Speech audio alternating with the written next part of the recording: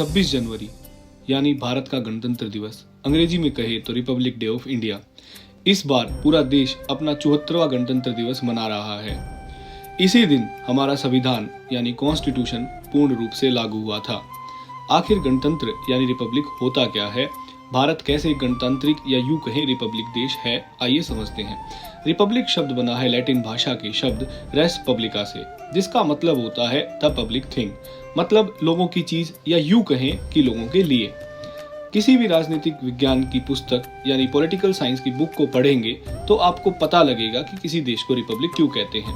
Republic यानी गणतांत्रिक देशों की सूची में वही देश आते हैं जिनमें राष्ट्र अध्यक्ष यानी हेड ऑफ द स्टेट लोगों के द्वारा निर्वाचित किए जाते हैं, प्रत्यक्ष या अप्रत्यक्ष रूप से। उदाहरण से समझते हैं, भारत को ही ले लीजिए। यहाँ पर राष्ट्रपति, जो कि देश के राष्ट्र अध्यक्ष हैं, उनका चुनाव होता है। इस चुनाव में चुने हुए सांसद दोनों सदनों के एवं राज्य विधानसभा के चुने हुए सदस्य यानी elected members of legislative assembly भाग लेते हैं। इन सदस्यों को सीधे हम लोग यानी जनता चुनती है।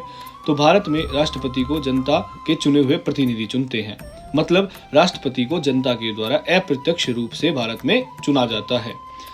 वही बात करें अमेरिका की, तो अमेरिका में राष्ट्रपति को सीधे जनता चुनती है। फ्रांस में भी जनता सीधे राष्ट्रपति को चुनती है। तो बहुत से देश हैं जो गणतांत्रिक श्रेणी में आते हैं, यानी उन देशों में हेड ऑफ द स्टेट यानी राष्ट्र अध्यक्ष का चुनाव प्रत्यक्ष या अप्रत्यक्ष रूप से होता है। वही हम बात करें अरब के देशों में, जहां पर राजशाही है, या फिर हम उदाहरण लें ब्रिटेन का, जहां पर एक ही परिवार के सदस्य राष्ट्र अध्यक्ष बनते हैं, तो वो रिपब्लिक देशों की श्रेणी में नहीं आते। तो अब आप समझ चुके होंगे कि किन देशों को रिपब्लिक बोला जाता है। तो ऐसी और इन्फॉर्मेटिव वीडियोस के लिए आप हमारे चैनल को सब्सक्राइब जरूर करें। जय हिंद।